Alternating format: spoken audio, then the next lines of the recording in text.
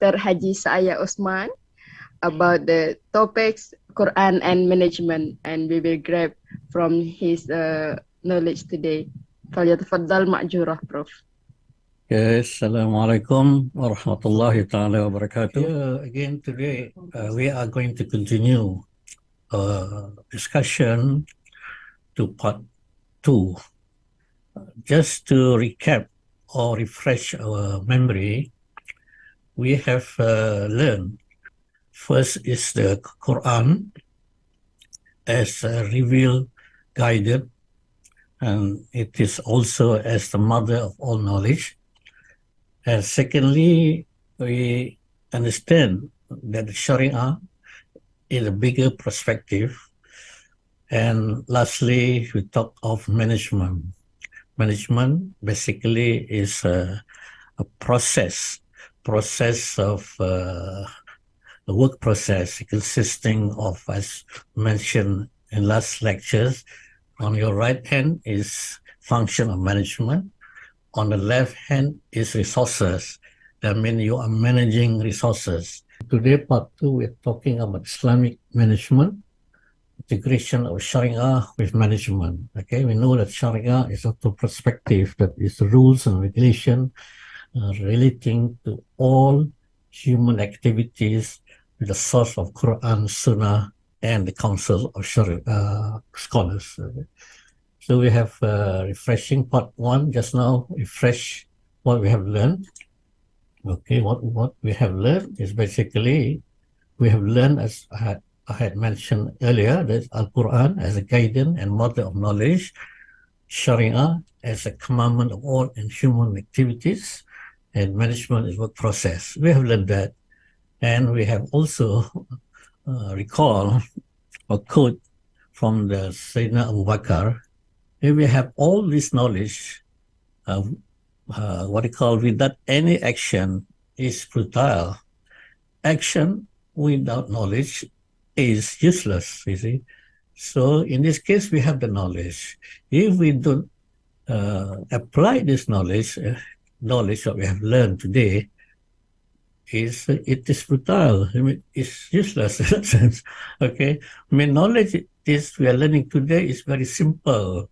To say Al-Quran is a basis, Sharia is a total rules regulation derived from Al-Quran and Sunnah, and management, a simple process that we could apply to ourselves, as well as we could apply to organization. If we are leading an organization or we are running a small department, we can apply it as well. Okay, and this is what is the scenario.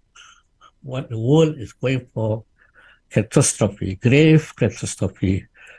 Looking at the climate condition, you can see that there are depletion of ozone layer, greenhouse effect, poisonous toxic waste from industrial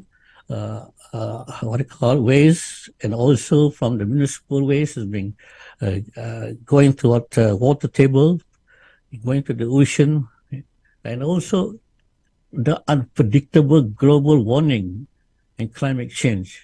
As you say, even in Malaysia now, the temperature has increased to over 45 degrees, and it's very warm. It never happened before, but it is going to happen. And this thing is going to happen in the future, unless thing is going to, the country need to take a drastic, action to curb this, you see. And also from the human aspect, social aspect, we can see the world is full of commercialization. You can see everything is commercial. You can see that the COVID-19 vaccine now is basically is commercialization. Yeah, now what we're going to get the effects. You see, basically to sell $1 billion to certain companies, and you talk of intellectual disintegration.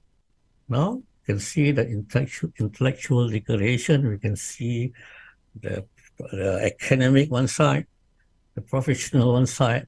There's less integration of these two, especially in the Islamic world. You see, that is why I observe. Okay, and we talk of human degeneration from this generation. The reason behind it is because of this British George Jacob. He was a writer, he introduced the concept of philosophy of secularism, you see, in 1851. He introduced this into the world, and everybody is following him. Everything, that thing to do, because secularism is that everything we do and nothing to do with God. You see?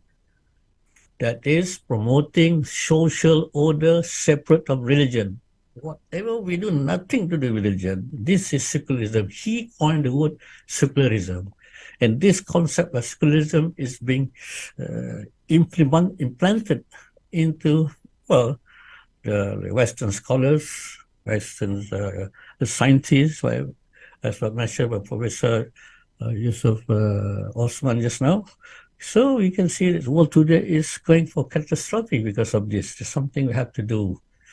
This simple concept of secularism introduced by this George Jacob, a British writer, able to change the whole world. Okay, you can see the war in 1945, the secularism failed because the Universal Declaration of Human Rights by United Nations introduced that human right, and this is a detail which I do want to discuss about it, basically is to protect human rights and so on. Okay, so you can look into the Universal Declaration of Human Rights, which is being, we call it, established in 1948, yeah? But still, today what happened? Look at what happened. What happened is that you can see nothing is improved.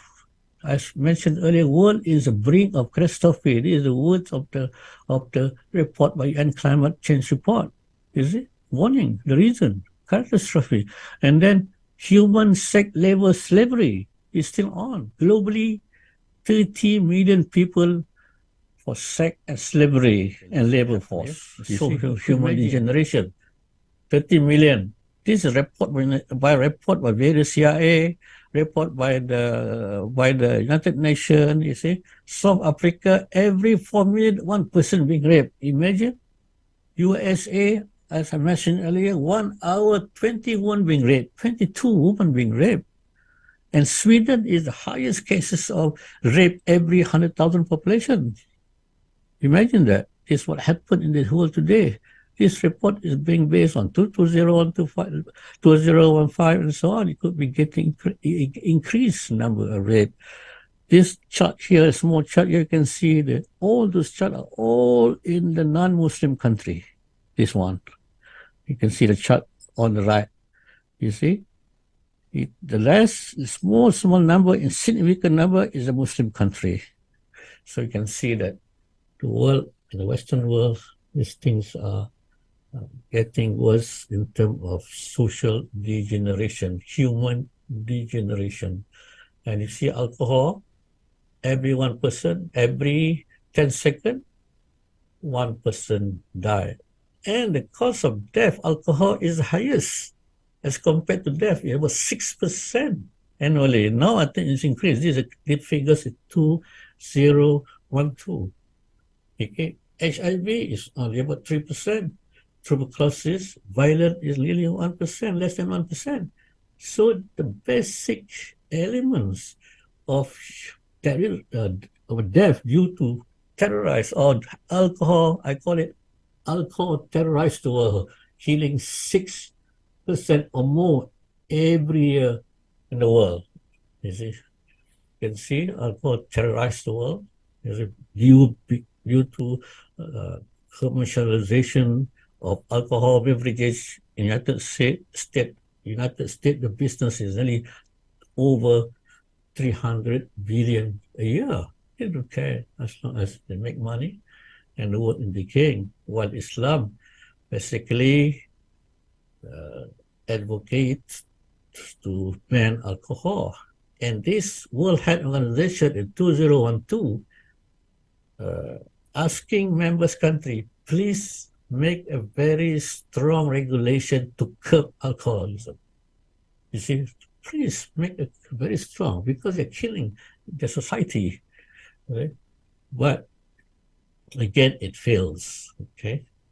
And now the United Nations is creating new goals. See? What I mentioned here is I'm trying to create the Islamic goal, Maqasid al-Sharia, into sustainable development goal. The trend of the United Nations, the trend of the world to find out new ways to solve this problem, to save the humans, human being, to save the world from being destruction. You can see here the latest goal by United Nations formulated 7 interlinked global goals. They sent to all nations, and even in Malaysia, I tried to look into it.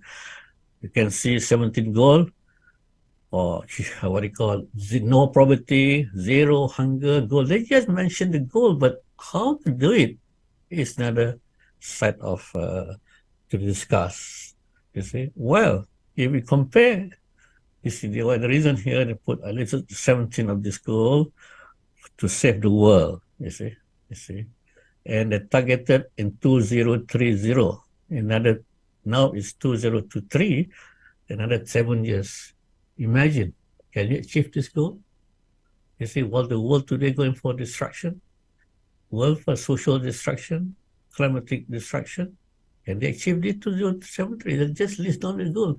But the method, the principle is not laid down. I don't know. They don't want to refer to Al Quran.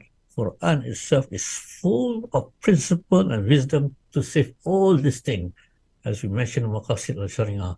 Well, you see, here, even in Japan, have you heard of Society 50? You see, because here it is proposed by in the industry in 2015 in one conference. They feel that the present capitalism does not solve human problem. You see, they're coming up with the Society 5, and of course they modified a little bit human-centered society. That is Society 5. And there are the elements of artificial intelligence and so on, so that what I call that, the human being or the society in Japan will be able to be human in nature. I mean, to say, spend your life in the term of humanly. So far, the trend of capitalism, industry, digital economy does not center the human's development. This is what they say. They come up with Society 5. You can look into the internet and check the Society 5 development by Japan, and they are trying to advocate it to all the world. Okay, so they believe that the smart society based on human-centered. You see, these are the development of the society. I'll just give you an idea. Well, why Islam? You see, the only way solution here is Islam. Islam, a proven example, as you know, that Islamic management is able to what do you call this, to save the world from crisis, is it? And now Islamic system, Islamic financial system, creating an alternative of Islamic financial in industry and in the activity of business, and then the total, I give you some projection about $3 trillion US dollars, which I've been projected when I was giving lectures in UK, in regional conference in Europe, and now I'm projecting it's about 10 trillion US dollars. That means to say it is accepted. We have Islamic banking, Islamic insurance, Islamic bond, Islamic investment, and we cannot be apologetic. We must call Islamic because Islam is the word chosen by Allah. You see, it meant a complete way. If we choose a portion of Islam, say Islamic Hadari, I don't think it should be given the right perspective. Islam is Islam. We cannot say Islamic democracy. It could be Islamic political system. This is what I believe. Okay, why Islam? You can see Islam here. Just to recall, Islam Islam has given in Surah Ma'idah, Allah has given us a favor and has completed and perfected our way of life, Deen. Yeah, as we mentioned in Surah Ma'idah, I think, in last discussion, Allah has chosen the name. Islam is the only religion to be accepted. Surah Ma'idah, Islam, Allah said again, I've chosen you, I have done favor to you, I have perfected your religion. Islam is your deen. Again, Islam. So that is why Islam is the only way that could solve the world from grave catastrophe. There's no other way. You can see the United Nations have failed. The alternative OIC, I think they have been sleeping. I do not know. This, my due respect to them. But we are the one who are going to create. We as individual, we as a professional, we are academician. We can play a little role, but it is continued. Just remember that the circular introduced by Joseph Halligot, he just mentioned the concept of secularism and it changed the whole world. We have to introduce the Islamic management because Islamic management, as we've seen here, we must tell the world that Sharia is complete. You see, don't explain Sharia bit by bit, portion by portion. We have to explain the whole thing here. Sharia, we have the guideline from Allah subhanahu wa ta'ala, from the Quran. You can check the Quran, whether it is destructive or it is good for mankind. You see, and it is not a philosophy. It's not a theory. It is given and being practiced by Prophet Muhammad SAW. Yeah? And it covers all human life. It's not extreme to one area of practices. It's not extreme in terms of developing a human being. It's humanistic. It covers all aspects of human nature. It covers aqidah, belief. It covers the akhlaq, the behaviors, code of ethics, not only in the code of ethics, but even in dressing and relationship and social gathering is also being spelled out clearly. So, and also it covers all aspects of laws, regulation, and human activities, from the way we worship, the way we do the business in muamalat, commerce, the way we handle with criminal, fake jinayat, the way we manage the world, fake siyasa, the way we put design the constitution of the country. All this are covered in all this Islam, and the reference is Quran. It's open. Everybody can read the Quran, the principle. The non-Muslim can read it, just like they accept the Sharia. But it's such Islamic finance, Islamic banking. They see that the beauty of it, because Islamic finance, Islamic banking has the biggest or the significant social obligation. You see, that's very important as compared to secular finance. So all this thing, you can see here, Islam is complete. They have the objective, the ultimate objective, that in a strategic objective, not only to this world, but hereafter. You see, they have laid down a very simple objective, that being a strategic objective, ultimate objective, protection of religion. Whatever all these rule, regulation, principle, Quran is to protect the religion, to protect the deen. Deen means the way of life, and to protect human life. Just a small verse says that killing a person without reason as if you're killing the whole world. You can imagine the principle of justice in Islam, and protection of mind. You see, the mind should not be corrupted, as you can see in the corruption of mind through media, Islamophobia. You see, to corrupt the people's minds for their own purpose, all direction, to corrupt the people's mind to see that alcohol smoking is good for health. Actually, it's not. And protection of offspring, that we have a system of munakahat. We don't we don't accommodate homosexuality, but lesbian. This is to protect human offspring, and of course, protection of wealth and resources. The protection of human wealth, resources, resources of the country, the wealth of the nation, and so on. This is complete. Nothing in the sense that there is no other way of life, deen, that could mean having a complete scenario, complete operational that could be applied as Islam. I say that is why Islam is the solution. And since 1851, you can see the George Jacob Hoyker introduced secularism, even in a Muslim country at the time, tried to divert divergence of way of life and religion Islam, because our religion Islam is a deen, way of life. Everything is being separated, dichotomy of religion in a way of life. You can see 1851.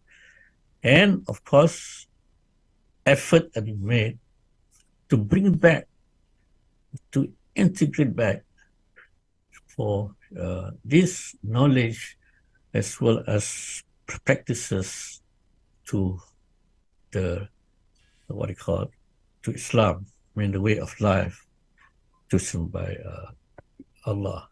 It was done in 1978 by Najib Al-Attas in Malaysia. And then you can read articles from Muhammad Kamal Hassan, Islamicization. It's basically more or less the same method of approach, Muhammad Kamal. And today the effort by the IIIT is try to integrate. Integration, we use the integration because when we talk Islamization, it may be sensitive to the American or to the Western. We're going to Islamize the way, but actually we are going to Islamize the way. But to be more soft in our approach, we put integration. Okay, this is what happened. Okay, and this happened because we can see that we have to work with Shariah revealed knowledge integration, secular work process, secular knowledge. These three elements need to be integrated, and in other way, it has been some effort has been done, you see, and integration as Maqasid Shariah as overriding corporate strategy. We have Maqasid al-Shariah, one element which changed the whole world. Jealous secularism, this guy, is it George Jacob? He coined the word secularism, George Jacob, and changed the whole world. This Islam is coined or named by Allah subhanahu wa ta'ala as our deen, a way of life, the only way of life for mankind. You see, we have to implant it in whatever we do in life. Okay, so here, we're talking about management. See, this complete way of life. I integrate the Sharia with management, and we're talking about implant. We implant it, not we study, we try to make it to refine. No, we implant Maqasid al-Sharia as overriding objective in our all activities, in all management activities. That's important, implant. You see, okay, let me show you how the word implant could be useful. This is Sharia, implanted in all activities of management strategy. Why I say strategy? Strategy gives us ultimate direction, ultimate objective to achieve. You see, Sharia is supposed to be the ultimate objective of whatever we manage, whatever we do. You see, because this ultimate objective is what Islam wants us to do in real life as a Muslim, you can see here. And other form of strategy is called tactical strategy. Tactical strategy is the move to achieve maqasid. Yeah. Okay, this is what we think. We have to change everything. The strategy of making research. For example, you're doing your PhD. Please get the objective here and make sure the first literature review you're doing is Al-Quran and Sunnah. Therefore, your direction for your ultimate objective of your PhD is to achieve one of these objectives of Sharia, to be able to change the world. If you are a leader of organization, you're going to formulate a standing operating procedure for your company, but please refer the Quran and making this maqasid Sharia as the ultimate strategy of your company. Okay. Why I emphasize on maqasid al-Sharia? Because it set a direction, whatever we want to do. So we can see when maqasid al-Sharia is implanted in the strategy work process, it creates a new mainstream of Islamic economy. I see. Islamic halal food industry, Islamic finance industry, Islamic, a lot of Islamic industry now, Islamic medication, Islamic pharmacies, Islamic tourism, Islamic travel agent, Islamic hotel industry. So here they're creating a new mainstream. The present mainstream of conventional economy is on the way to destruction, to me, because what happened to do? We are creating the new way of Islamic economy to save the world. You see, all activities. We cannot be defensive. We must be telling the truth.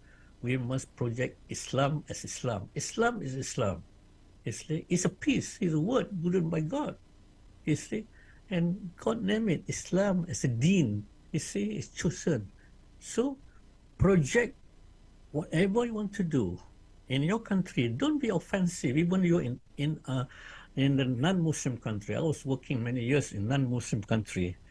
I try to bring Islamic principle into the company, and the non-Muslim country, 90% are owned by non-Muslim. They accept it. They see the beauty of Islam, and they say that to me before I left the company. I asked him, the owner, it's a big multinational company, he's non-Muslim, what should I do for the business? He said, Shaya, do Islamic business. It is good, he said. See, they accept it when you tell the truth. We are not defensive. We are not positive. You see, we tell the truth what Islam is.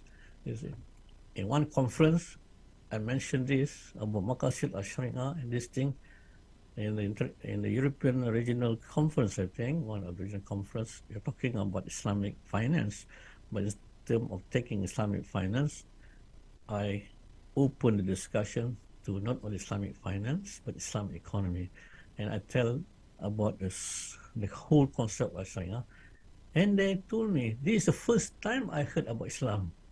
These are from professors from university.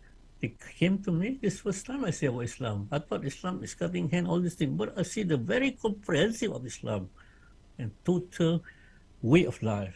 And so what I'm trying to share with you is that we cannot be defensive. We must be telling the truth and be proud to mention Islam, not other word, because it's the word of Allah. Okay. This you can see, this Sharia. As you mentioned, I like the Sharia because Sharia is complete way of life, Islam, yeah? Everything is perfected by God. So we integrate these incomplete activities, which is secularism, Islam economic spectrum, is it integrate the two. Very simple. If we do individually, we can do. We do some, if we doing our own business, we can do. If we are economists of the country, you provocate that. You convince people. If your organization try to do economic activity or economic business, you can say, no, you integrate the two. I'm giving you just a map so that you're able to go ahead we will serve, because this is not a little lectures.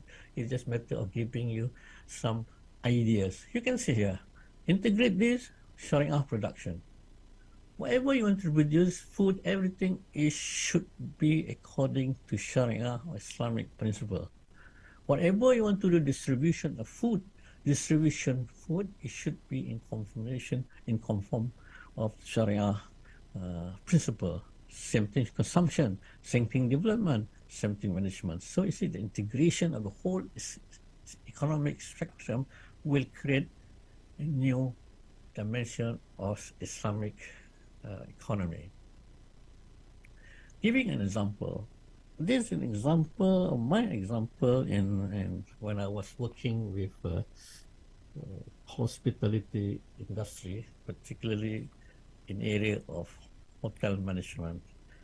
You can see that these are the hospitality global value chain. Yeah, this whole thing. In this area of lodging, of accommodation, which I'm looking into this, in luxury hotel, which I manage one luxury hotel. So we are trying to create a system in our hotel. We call it Islamic quality standard, you see. And I tried to work out with some in 2012, I think, with one university, but they don't want to do it together. Unfortunately, we do it ourselves, and then we create a prototype of one hotel following the Islamic principle. We have a separate swimming pool for women. We don't call it separate swimming pool. We have exclusive swimming pool for women, exclusive swimming pool for men. And all we use a very nice word so that it is full of Islamic principle. We call it Islamic quality standard, you see. And the agency came and inspect us. They said after that, it's okay because we are putting a very exclusive luxury hotel for mankind and better than conventional hotel. So here, again, just now we're talking about Islamic quality standard. We are working together with IIIT and also some universities to create not only Islamic quality standard in hotel, but also Islamic quality standard in other areas. Yeah, that is value chain, Islamic quality standard, and for dressing, Islamic quality standard for advertising, and so on. But these are in the process of doing. We had done another one, Islamic quality standard for travel agents. You know? So that means in our own small way, we can do it. We don't wait for the government to do. We do it for ourselves, and we propagate it to the industry and telling the industry this is good for the customer. Even the Japanese country, Japanese and Korean hotel, very much interested in this. One of the hotel, we should want to name here, converted the whole system of quality standard to Islamic quality standard. See? I mean, they see the advantage, the uniqueness, and the humanistic aspect of this Islamic system. As they see that Islamic finance is more humanistic to social orders than secular finance. This system also giving the same advantage as towards humanistic problem. You see? So here you can see that is standard, yeah. That is in the sense that giving example in hospital industry, of course, in financial industry is well developed because these figures I was giving in one Islamic conference, the international conference in Turkey for the European conference. So I made a projection, USD 3.2 trillion. It's true enough. In 2023, the industry has reached nearly 4 trillion US dollars. You see how much is being accepted, how much we have changed, transformed the secular finance toward Islamic finance. And you can see from this side, I make another projection here. This is my projection today I made last night. I said that in 2030, just about 7 years ago, there will be about 10 trillion US dollars in this management of fund, Islamic institution. It will grow into the level. At that time, I made projection 205, I put 202, nobody believed it, that this 3.2 trillion will reach, but it's more than that. It's about 4.4 million, or 2023, 4 trillion, sorry. So here again, you can see forward. I mean to say that the development, the what do you call that, the beauty of Islam, and if we put it in the right way, it will be accepted not only for the Muslim, but also the non-Muslim. Islam is a mercy to mankind, to all mercy to the world. Okay. See? If we don't believe, so this is what future outlook will be. After 10 minutes, I'll talk about future outlook. You see the future outlook. A new mainstream Islamic economy will be created here, and it will be created much faster if we understand the maqasid al-Shariah and put maqasid al-Shariah into our human activities, in all human activities, even a basic activity in our family. We must tell our family the purpose of what we practice in Islam. It's very simple. Implant it in our children's mind. Implant it in our student Islamic university, for example. I doubt many people who thought when you are a lecturer here, you do tell you are a supervisor, or you are in the faculty, dean faculty in Islamic university. Please do your research to establish Islamic economy or Islamic activities in this world by following this maqasid al-Shariah, and your first literature review should be Quran and Sunnah, so you can see what area need to be further researched and further developed and further structured for the better of mankind. So here what I can see the future outlook will be. And the future outlook will be, when we talk of Society 5 by the Japanese industries and Japanese government making that as the world policy of Society 5, but they're trying to put the element of humanistic element, but they do not know where to source the humanistic element. We have the source given by Allah subhanahu wa ta'ala in the Quran. All are humanistic in our activities. So we should be proud. We should coin, or rather we should propagate Islamic humanistic sustainable society. Islamic humanistic society. With 5 set of maqasid al-Shariah strategy of socio-economic equilibrium. You see? You can see that. This is my words of coined words, but well, it has interested one conference of Society 5 in Europe. They called me to present the people. I don't present Society 5. I present alternative to Society 5. This is because Society 5 is looking for human-centered development. But where are the source? We have the source. Our source is the best. Our source is directly from God, and Allah challenged us, as we mentioned earlier in the last lectures last week. I can't remember the surah. It says that this is why you follow this what you call rules and regulation by Jahiliyyah. Do you think that other people can create better rules better than Allah? It challenges us, you see. And many as we see the challenge, United Nations try to do here and there, but fail.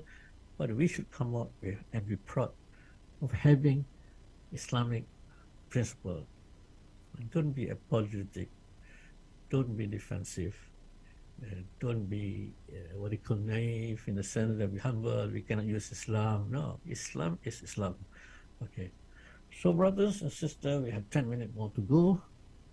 This is my conclusion. It's that we're looking forward Islamic humanistic sustainable society which is based on the Quran and Sunnah, and also having 5 set of maqasid or Sharia strategy, protection the way of life, deen, protection of human life, protection of intellect, protection of offspring, and lastly, protection of wealth and resources. These are basic humanistic sustainable society objective. Okay, thank you very much.